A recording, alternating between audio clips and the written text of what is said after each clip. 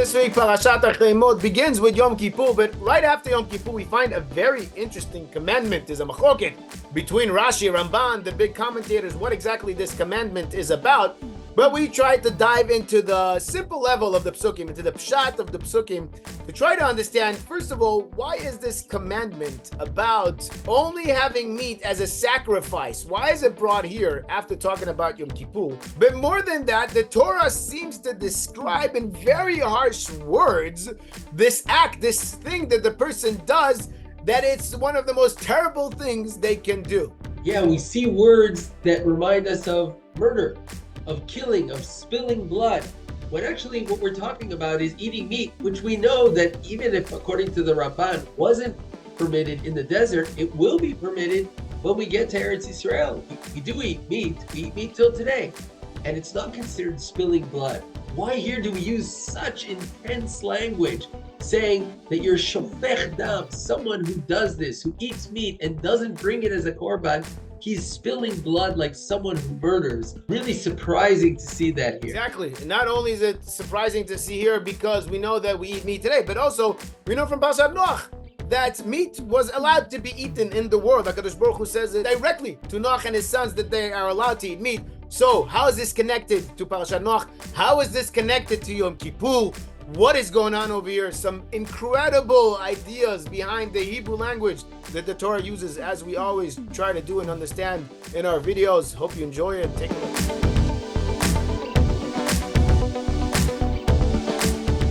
So Parashat Achrei begins with Yom Kippur, the very famous psukim about Avodat Yom Kippurim, the work the Kohen Gadol does on Yom Kippur.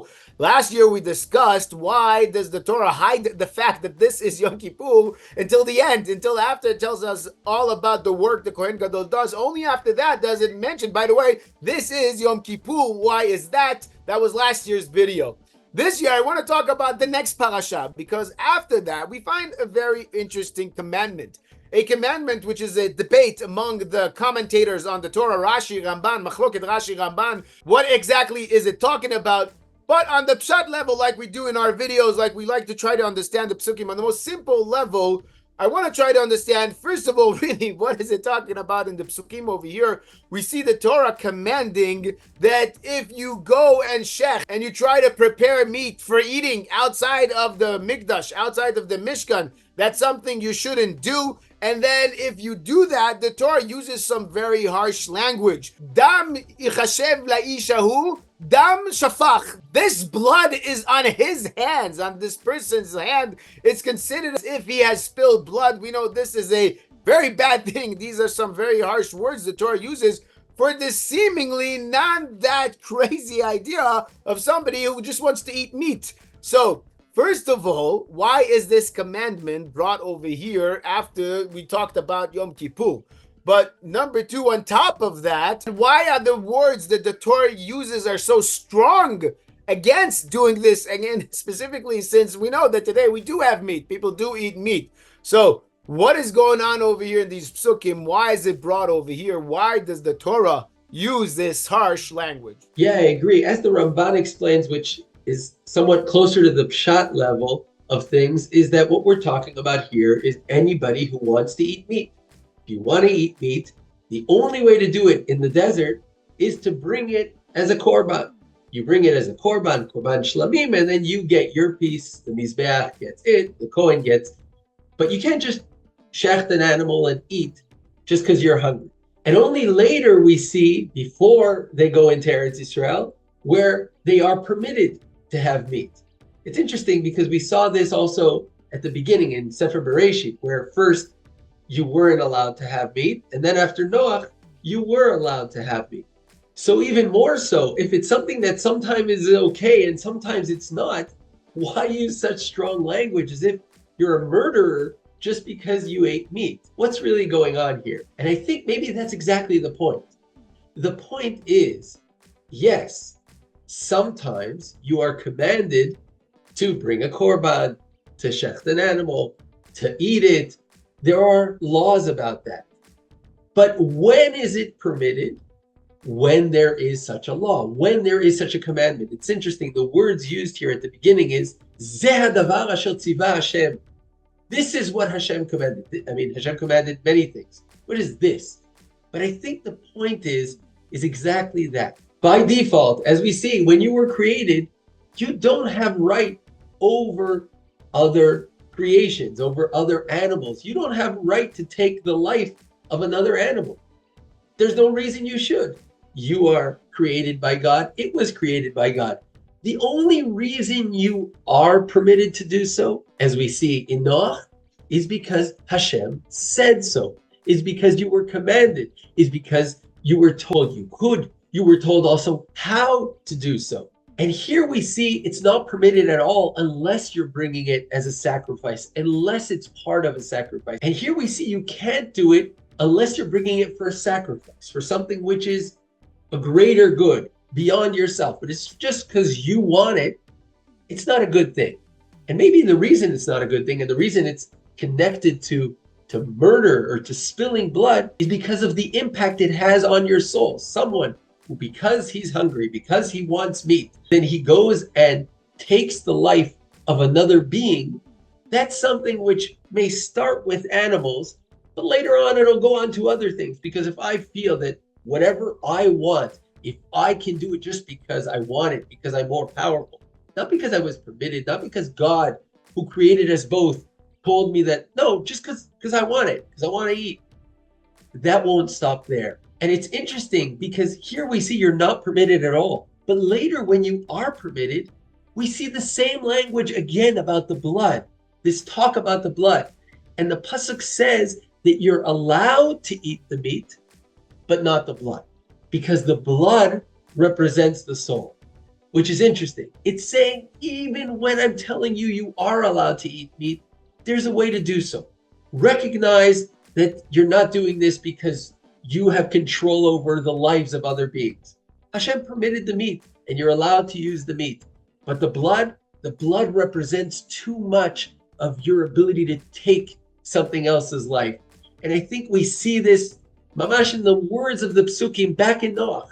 Because when Noach for the first time is told they are allowed to eat meat, but not the blood, the words are, Ach basar benafsho damo lo tochelu, meaning don't eat the blood. And then right away, the next pasuk suddenly jumps to murder. Animals killing humans, humans killing each other. V'shofech dama adam ba'adam damo yishapech, about spilling blood. How did we get to that? We were talking about eating meat. Who's talking about killing other human beings? But that's the point. The Torah says, I want you to be careful. I'm giving you permission now to eat meat, but you have to recognize that the only reason you're allowed to do this is because you're doing it the way you were commanded, is because you were doing it because the one who created all beings is the one telling you to do that. And that's why here in the desert, when you're told the only way to eat meat is as part of a korban, you're right next to the mikdash. Why not bring the meat as part of a korban? Make it something that'll elevate you, and not just because you feel it, because you want it. Here we're told that if you don't do that, you're back to shofech dam. You're spilling blood for no reason. And maybe this is exactly why this shows up here, because this parsha is about Achrei mot shnei bnei Aharon. Everything we're talking about is after we're trying to correct the mistake of Shnei Bnei Aharon, of Nadav and Avihu, who at the height of it all, when they were about to bring Shechina into this world, bring it down into the Mishkan, what everyone was waiting for, they made a small mistake, as we discussed in the past, which as the pasuk describes is what? Asher lo tziva. Exactly the opposite of Zeh hadavar asher tziva.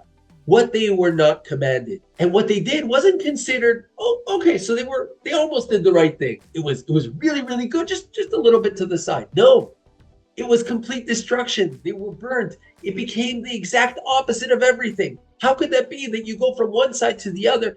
That's exactly the point. What separates the two sides is if it was what you were commanded or not.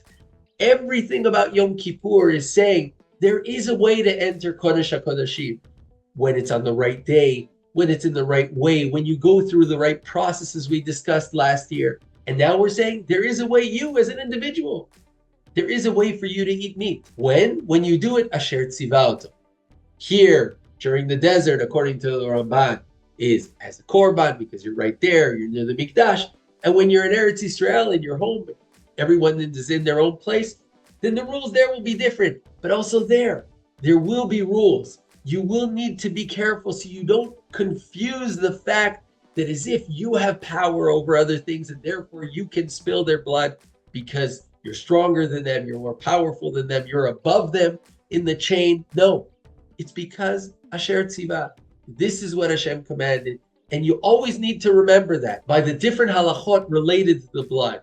You don't eat the blood, you cover the blood. All that keeps that as a reminder so you don't get confused and you approach it in the right way. Very good, very good. It's interesting you are taking this to where really the line is thin between doing something which is good and doing something which is bad, which you could do the same thing, but if you do it without God's commandment, without Kasher Tzivah Hashem, it ends up being a bad thing. But if you do the exact same thing just with the commandment through what HaKadosh Baruch Hu wanted, then it ends up being the good thing. And we see this time and time again, and this is also what links us, like you said, to Nadav and Avihu, to Achrei mot shnei bnei Aharon, to the after the dying of the two sons of Aharon, which is the title of this Parsha, which is the title of these psukim. These psukim begin with a very interesting saying, talking to Aharon, his sons, and then all of Am Yisrael, emphasizing that it's relevant for each group individually, but also for all of Am Yisrael together. And we asked, what is this connected here to Yom Kippur? What is the connection to Yom Kippurim? But very interestingly, the connection runs very, very deep. First of all, we have to notice, like you said, there's another place in the Torah, in Sefer Devarim, where it mentions specifically that when Am Yisrael gets to Eretz Yisrael, and the land will be big, and Am Yisrael will be scattered across Eretz Yisrael, and not always they will be able to go to the Mikdash, then they can eat meat wherever they are. And over there in these psukim, you have to notice, you have to pay attention to the fact that the Torah emphasizes the person wants to eat meat, and therefore they should be careful with what they eat, and they should not eat the blood. You can really see it there in the flow of the psukim. Here too, in our psukim here, the Torah mentions also that you should not eat blood. However, it doesn't mention it necessarily in the context of the person wanting to eat meat, and therefore he should eat the meat and not the blood, like it appears in Sefer Devarim. Here it's very different, and here maybe this is what causes the machloket between the Ramban and Rashi. Because here, when the Torah talks about it, the Torah starts off with saying that if a person shechts a behema, if a person prepares a piece of meat to eat outside Ohel Moed, he should bring it as a korban to Ohel Moed. And then the Torah says that the blood should be thrown on the mizbach, and then the Torah continues to explain that the whole idea behind the blood is for it to be thrown on the mizbach in order to be a kapara, to be an atonement, to be forgiveness for that person, as the pasuk says, "Va'ani netativ lachem al hamizbeach lechaper al nafshoteichem." Now listen to these words. If I say to you, where did these words appear in the Torah, lechaper al nafshoteichem, in what context? You would probably guess and tell me, oh, lechaper al nafshoteichem, that sounds very much like Yom Kippur.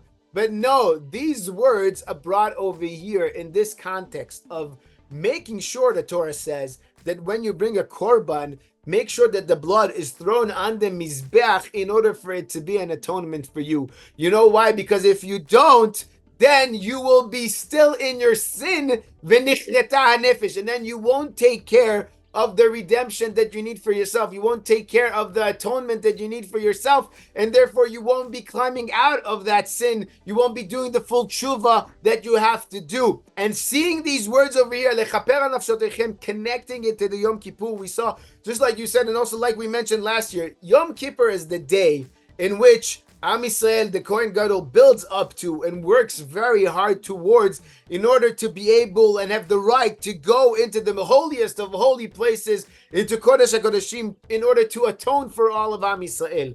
But we can also have this kind of atonement throughout the year if we do it the right way, like we said. If you do it the way HaKadosh Baruch Hu commanded you, and if you are fulfilling the process that you have to go through, then you will get to the atonement you can get to, and you can get to it throughout the year. However, it can only happen if you go to the Mikdash, if you go to Ohel Moed. Instead of having this blood take you down and spill on the floor, it is used to raise you up, to be thrown on the Mizbeach as part of one of the mitzvot of the Korban. And once you understand this, once you see this connection between Yom Kippur and this mitzvah over here, something else very interesting happens. There's another very interesting word in Hebrew, and this is, again, why you have to learn the Torah in Hebrew. There's another very interesting word that appears here that doesn't really have other appearances, definitely not in the Torah, maybe in Tanakh. The concept of seirim, where Rashi explains, Ramban explains, this is avodah zarah. The Torah says, you should not spill this blood on the ground and use it for avodah zarah. But it doesn't say for avodah zarah. It says the word seirim. And really, the commentators had a hard time understanding, why does it use this word? What is it referring to? But if, again, we understand that we are talking right after Yom Kippur, what was the main topic? What was the main activity in this Yom Kippur that we just read about? We read about the two seirim, the seir LaHashem and the seir LaAzazel. The one seir that is brought and can go all the way up to Hashem, and one seir that is brought and can go all the way down to LaAzazel. The question is, what do you do with it? This is that thin line that we talked about. What do you do with the commandment from HaKadosh Baruch Hu? What do you do with the powers you have? What do you do with the gifts you get from HaKadosh Baruch Hu? Do you use them in order to go up to Shamayim, in order to use them for great things? Or do you use them for bad things, chas v'chalila, in order to go down and down, lower and lower? Do you use it in order to take the blood and throw it onto the mizbeach for the mitzvah? Or do you use it in order to spill blood and spill more and more blood in the world? This is what the psukim are talking about over here. Maybe this is why it's also brought over here to Aharon, to his sons, and to Am Yisrael, emphasizing again and again this idea that you have to have a meaning behind what you do. Think about what you're doing and make sure that you're using the powers you have. You're using the gifts that you have in order to bring good into the world and in order to add more good into the world and elevate it step by step. Yeah, exactly. You know, it's interesting because at the beginning we were talking about that the reason that you shouldn't do this is because it's spilling blood.